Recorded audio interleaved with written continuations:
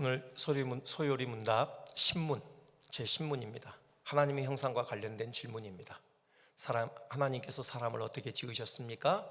답이요, 하나님께서 사람을 남자와 여자로 지으시되 하나님의 형상대로 지식과 의와 거룩함이 있게 하시어 모든 생물을 다스리게 하셨습니다.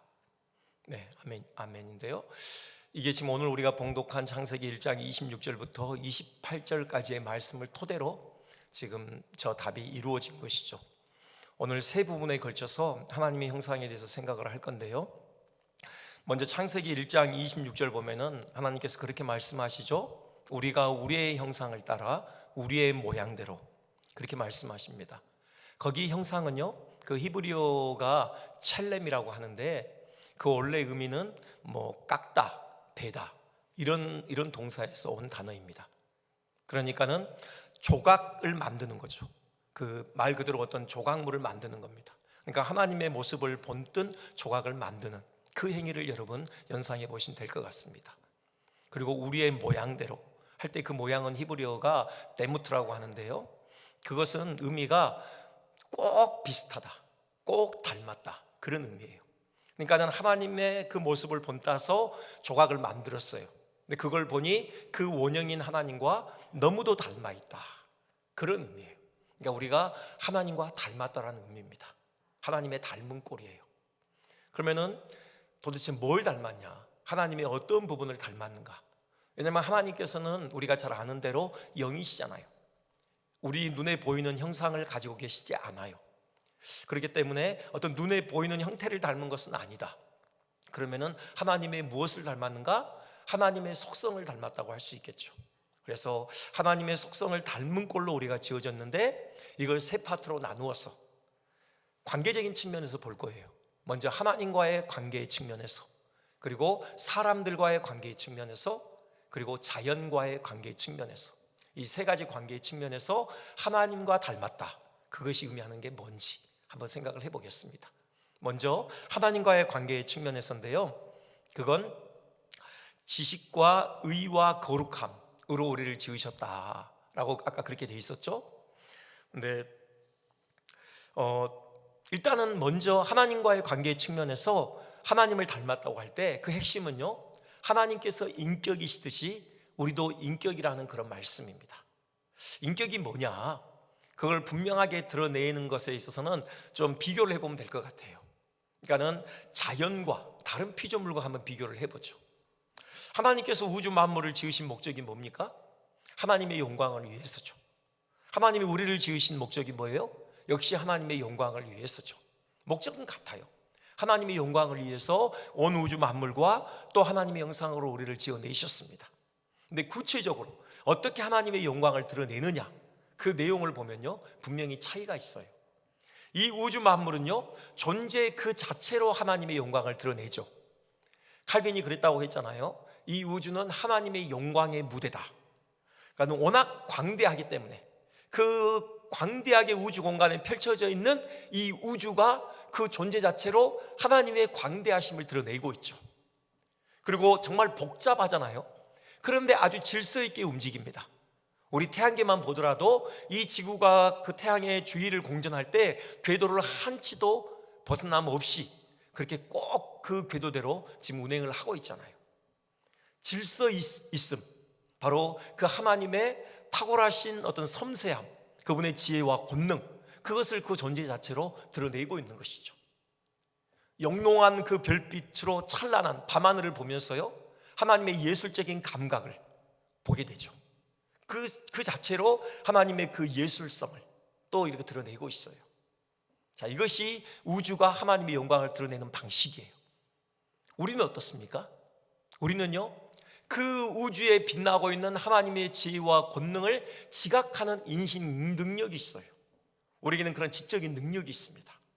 그리고요, 거기에 대해서 우리는 감탄을 해요. 우리는 감격을 합니다. 감탄과 감격을 담아서요, 우리의 마음을 다해서 우리가 하나님을 노래해요. 그분의 영광을 찬송합니다. 하나님의 하나님 되심을 우리가 온 마음으로 높여드려요. 우리는 이런 방식으로 하나님의 영광을 드러냅니다. 물론 우리 존재 자체도 하나님의 영광을 드러내요. 소우주라고 하잖아요. 우리 이렇게 안으로 들어가 보면 우리 신체 구조를 보면은 말로 다 할 수 없는 신비가 그 안에 서려 있습니다. 우리 존재 자체가 하나님의 그 지혜와 권능의 탁월하심을 증거해요. 근데 그걸 넘어서서 우리는 인격적인 기능이 있어요. 우리는 그것들을 보면서 하나님의 지혜와 그 권능을 지각하는 능력이 있고요, 거기에 대해서 감탄하는 그런 어떤 감성적인 능력이 있어요. 그리고 의지적으로 그 하나님의 하나님 되심을 높여드리는 또 그런 의지적인 능력이 우리 가운데 있는 것이죠. 이것이 바로 인격이에요. 우리를 통해서 이렇게 영광 받으시기 위해서 우리를 하나님의 인격과 닮은 꼴로 우리를 지으신 것입니다. 또 이런 면에서 또 인격의 차이를 볼 수 있을 것 같아요. 다른 피조물과 하나님께서 아담을 지으시고 아담에게 이런 명령을 하십니다. 창세기 2장 16절부터 17절까지인데요, 동산 각종 나무의 열매는 네가 임의로 먹되 선악을 알게 하는 나무의 열매는 먹지 말라. 네가 먹는 날에는 반드시 죽으리라. 그렇게 말씀하셨어요. 여러분, 우리는 이 명령의 의미를 어느 정도 알고 있죠. 그러니까 한마디로 쉽게 말씀드리면은 마음과 뜻과 정성을 다해서 하나님을 사랑하라는 거예요. 그 하나님을 사랑하는 최고의 표현은요, 하나님을 기쁘시게 하기 위해서 그분의 말씀에 전적으로 순종하는 거죠. 하나님께 순종하는 것, 그것이 하나님을 사랑함의 최고의 표현입니다. 곧 마음과 뜻과 정성을 다해서 하나님을 사랑하라, 그렇게 아담에게 말씀하신 거예요. 근데 이 말씀은요, 아담에게만 하셨어요. 우리 사람에게만 말씀하신 거예요. 하나님께서 무슨 태양을 지으시고 별들을 지으시고 그들에게 이렇게 말씀하지 않으셨어요. 하나님께서 개나 고양이를 지으시고 나서 그런 동물들에게 저렇게 말씀하신 적이 없어요. 오직 아담에게만, 바로 하나님의 형상, 곧 하나님의 인격을 닮은 인격체인 바로 사람에게만 저 말씀을 하셨어요. 그 말씀이 의미하는 바는 뭐예요? 우리는 저 명령이 의미하는 바가 무엇인지를 깨달을 수 있는 지적인 능력이 있어요. 그 명령 안에 담겨있는 하나님의 본래의 뜻이 무엇인지를 우리는 캐치해 내릴 수 있는 그런 지적인 능력이 있다고요. 그리고 우리는 하나님을 사랑해요. 하나님을 사랑하는 그런 감성적인 능력이 있어요.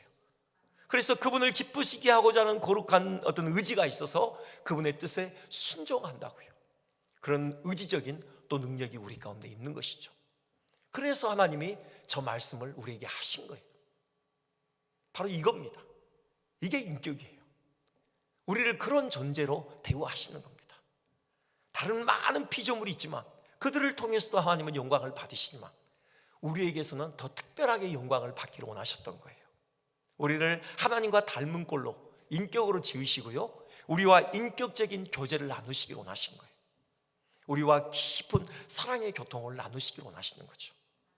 우리가 하나님을 사랑하고 그분을 기쁘시게 하고자 하는 거룩한 소원을 가지고 그분의 말씀에 순종하고 또 그분의 그분 되심을 알아서 우리가 경탄하며 그분을 찬송하고 그분을 높여드리고 예배하고, 하나님 이걸 원하셨던 거예요.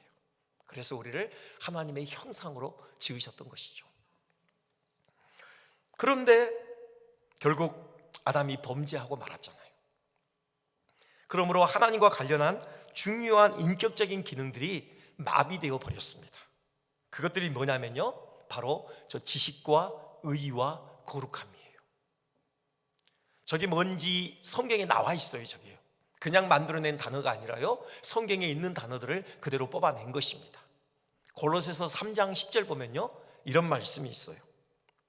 새 사람을 입었으니 이는 자기를 창조하신 이의 형상을 따라 지식에까지 새롭게 하심을 입은 자니라. 네. 우리가 창조하신 이 하나님이시죠. 하나님의 형상을 따라 우리가 지금 회복되어 가는 과정 가운데 있어요. 근데 그 핵심 요소가 뭐냐? 지식이라는 거예요. 이것은 하나님을 아는 지식입니다. 그러니까 아담이 타락함으로 인해서 이 하나님을 아는 지식을 잃어버렸어요. 그 지적인 능력, 우리가 다른 많은 것을 아는 능력은 여전히 남아있지만 하나님과 관련해서는 이 지적인 능력을 잃어버린 거예요. 하나님을 알지 못해요. 여러분, 세상 사람들은 하나님을 알지 못하잖아요. 오직 은혜로 이 지적인 능력이 우리 가운데 회복되는 것입니다. 또 에베소서 4장 23절부터 보면요, 이런 내용이 있습니다.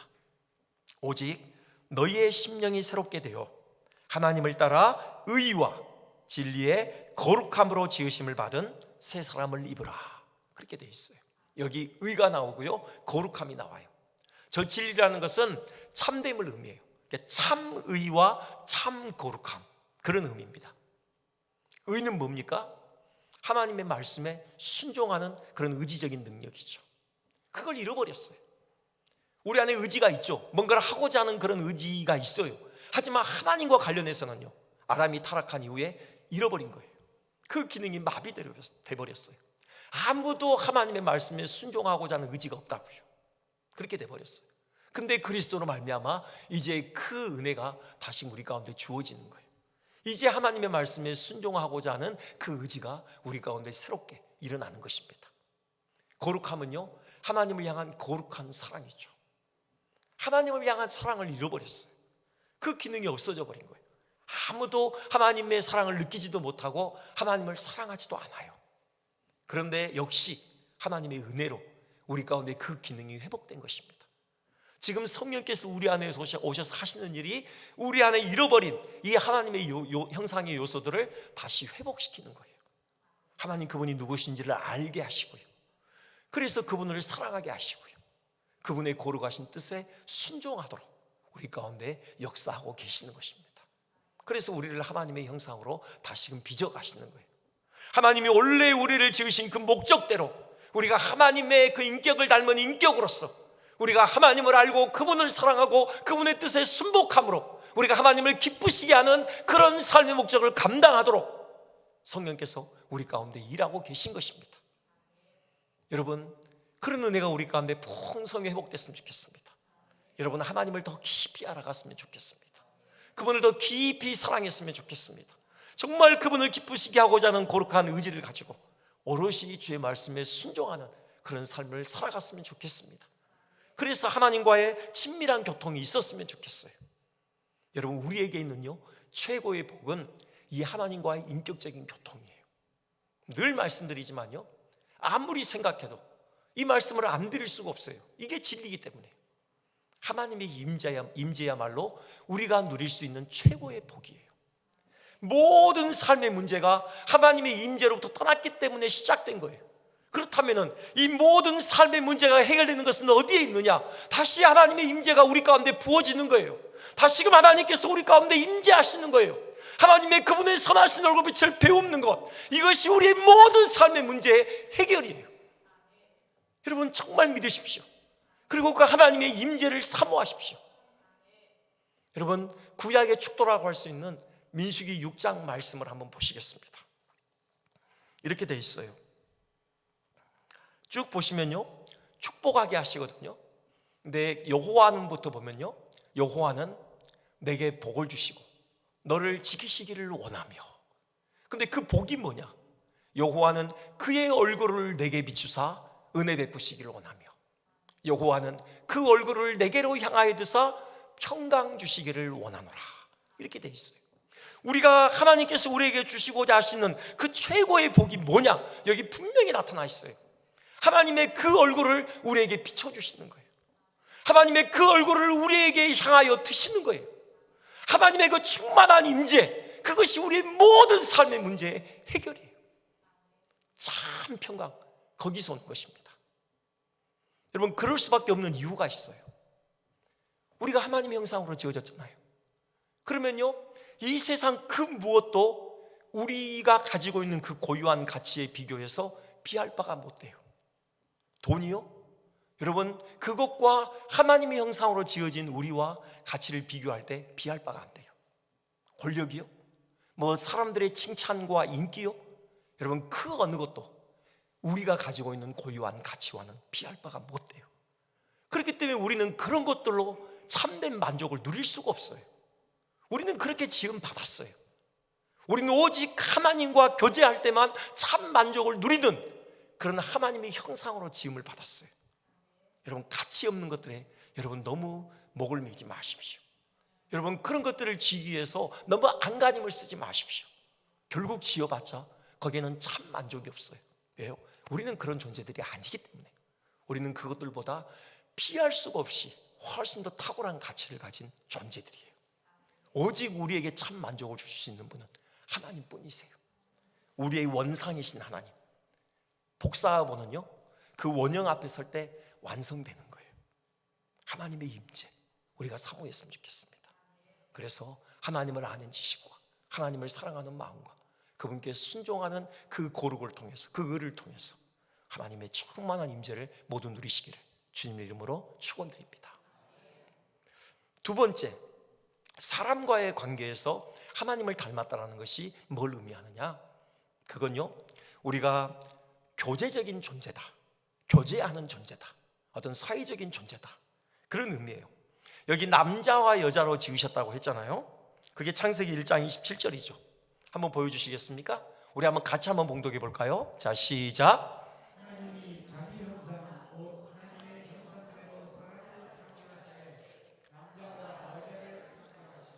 아멘.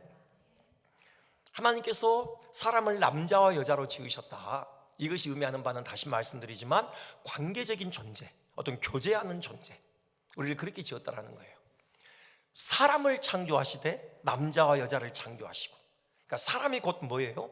남자와 여자가 함께 있을 때 사람이라는 거예요. 남자만도 사람이 아니고 여자만도 사람이 아니고 남자와 여자가 비로소 함께 사람을 이룬다. 지금 그 본문의 구조는 그렇게 돼 있습니다. 제가 오래전에 그 광주에 있을 때 그 중요한 행사를 하는데 그 행사의 주제가 어떤 기관에서 했는데요, 인간이었어요. 인간. 근데 그 인간 한자로 사람 인자를 그렇게 풀어내더라고요. 여러분 사람 인자 아시죠? 네. 그게 사람과 사람이 서로 기댈 때 비로소 참 사람이 된다. 그렇게 풀어내더라고요. 맞는 것 같아요. 그러니까 사람 인자도 바로 저 대목을 이렇게 암시적으로 드러내고 있는 것이죠. 여러분, 남자와 여자가 함께 기대고 있을 때 그때 비로소 사람이 되는 거예요. 왜 그러냐? 하나님께서요, 이런 교제적인 존재세요. 관계적인 존재세요. 하나님 삼위 하나님이시잖아요. 영원 전부터 하나님은 삼위 하나님으로 계셨어요. 아버지와 아들 간의 깊은 사랑의 교통이 있습니다. 아버지가 아들을 끔찍이 사랑하셔요. 아들도 아버지를 끔찍이 사랑합니다. 아버지와 아들 간의 그 사랑의 교통의 끈이 성령 하나님이세요. 그 사랑을 중개하셔요. 그러니까 삼위 하나님 간의 아주 긴밀한 사랑의 연합 가운데 계시는 거예요. 우리가 하나님의 형상으로 지어졌다, 하나님을 닮았다고 했잖아요. 바로 이걸 닮은 거예요. 바로 이렇게 우리도 누군가와 그런 사랑의 교통을 나누도록 우리는 지음을 받은 거예요. 그래서 남자와 여자로 지으신 것이고, 남자와 여자가 연합할 때 비로소 사람이 되도록 그렇게 우리를 지으신 것이에요. 그래서 창세기 2장 18절 보면 이렇게 돼 있죠. 여호와 하나님이 가라사대 사람의 독주하는 것이 좋지 못하니 내가 그를 위하여 돕는 배필을 지으리라 하시니라 그랬습니다. 여기 아담이 혼자 있는 것이 좋지 못하다. 그게요, 너 외로워서 어떡하니? 뭐 이런 수준을 넘어서서 하나님의 형상으로서의 본연의 기능을 혼자서는 발휘할 수 없다라는 말씀이에요. 말씀드렸잖아요. 사람은 누구와 함께 서로 인격적인 교통, 사랑의 교제를 나눌 때만 비로소 사람이 된다고요. 그러니까 나 혼자는 결코 사람 노릇을 못하는 거예요. 그 말씀이에요. 그렇기 때문에 아담을 위해서 돕는 배필로서 하와를 지어서 그 곁에 붙여주시는 거예요. 여기 돕는 배필, 이게 원래 의미가 뭐냐면요, 그에 상응하는 돕는 자, 그러니까는 아담과 꼭 어울리는 아담을 돕는 자, 그런 의미예요. 이걸 좀 더 이해하려면요, 여러분 이 말씀 하시기 전에 아담에게 시키신 일을 우리가 좀 봐야 돼요. 아담에게 시키신 일이 뭐죠? 동물들의 이름을 짓게 하시잖아요. 아담에게로 동물들이 이끌려옵니다. 근데 아담이 한참 이름을 짓다가 보니까 새삼 깨달은 것이 있어요. 그게 뭐냐면요, 동물들은요 다 짝이 있어요. 동물들은 다 짝이 있는 거예요. 그러니까 암수가 다 쌍으로 나오는 거예요. 이름을 짓다 보니까 어느 한 존재도 혼자 나오는 게 아니라 다 암수가 쌍으로 나와요.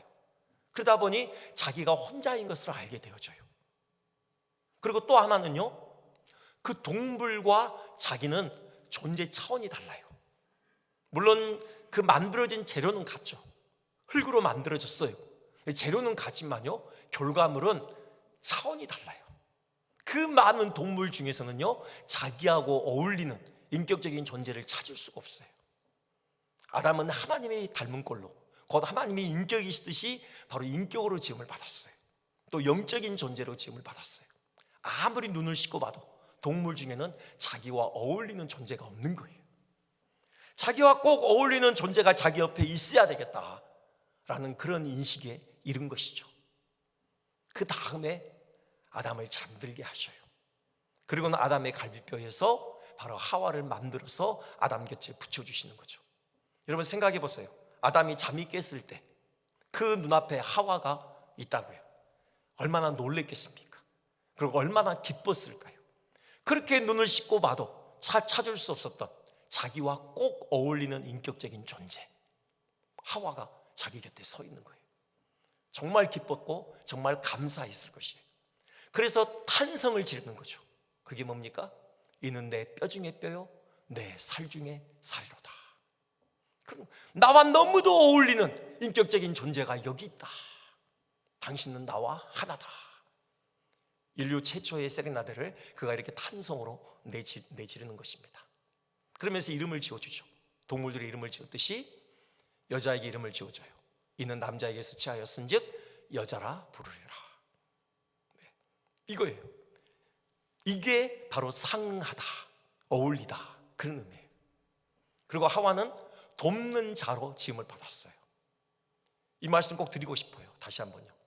여러분, 누군가를 돕는다고 할 때 우리는 꼭 열등한 존재로 우리는 그렇게 오해를 해요. 결코 아니에요. 하와가 아담을 돕기 위한 어떤 그런 존재로 곁에 서 있다고 해서 하와가 아담보다 열등하다? 결코 그렇지 않아요. 다시 말씀드리지만 여러분, 더 탁월한 사람이 돕는 거예요.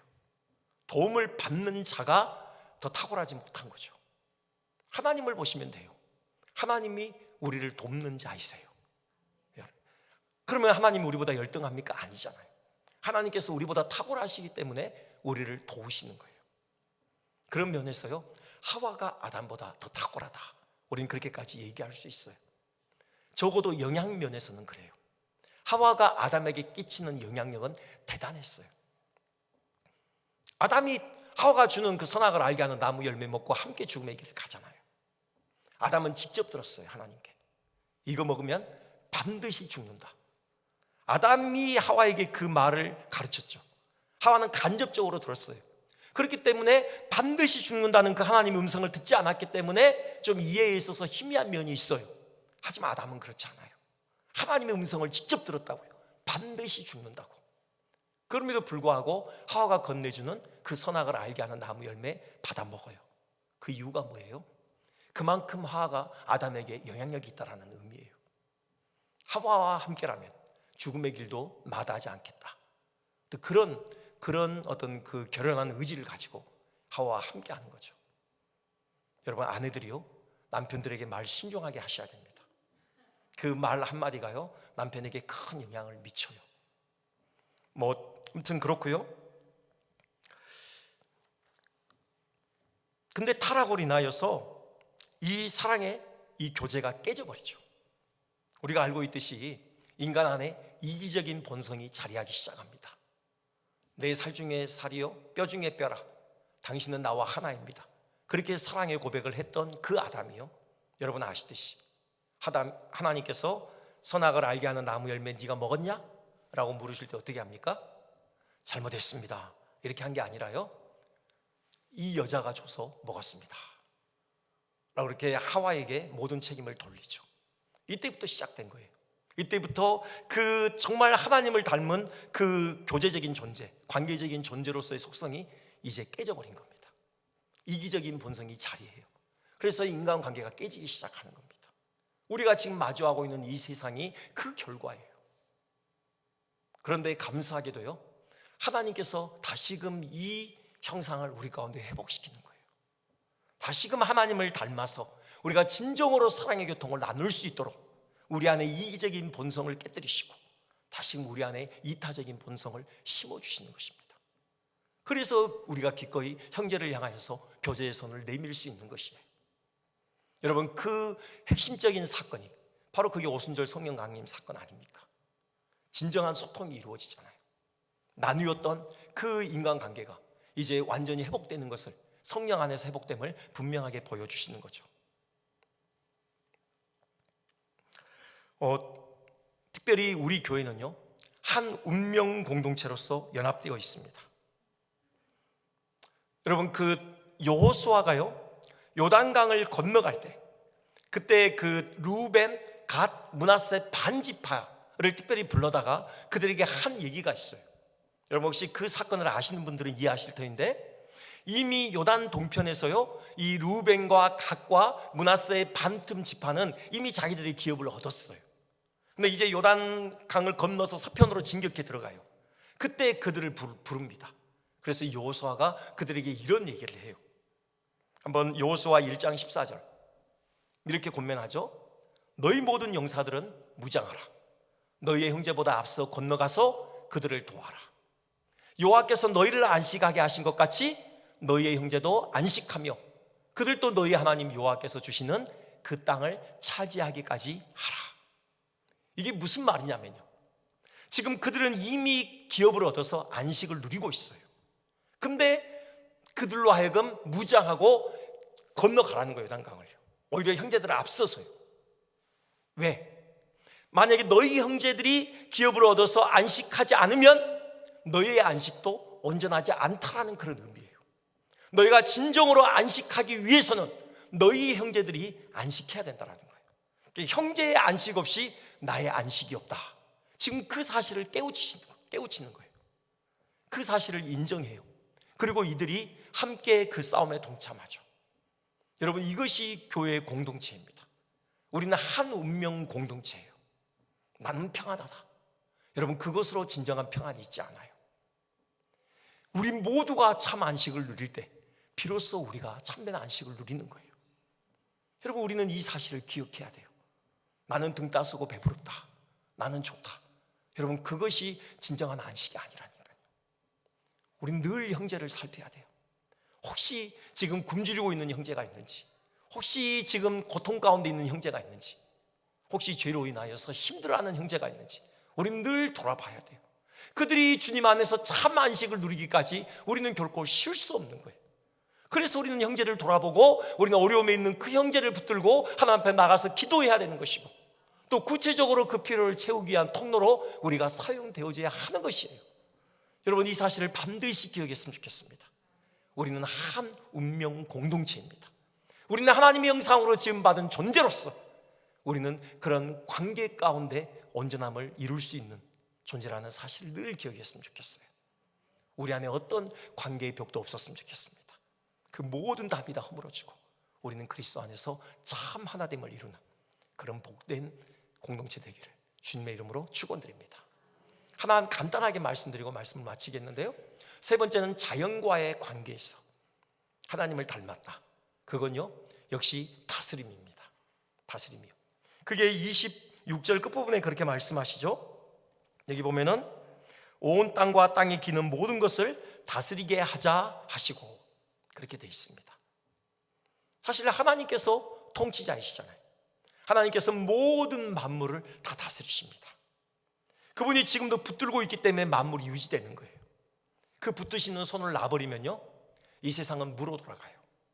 뭐 지구가 궤도를 이탈해서 태양으로부터 멀어지면 얼어버리고 태양과 가까워지면 불타버리고 그런 정도가 아니라요, 우리 하나님께서 만물을 붙드시는 이 행위를 멈춰버리면은 그 순간 이 세상은 무로 돌아가요.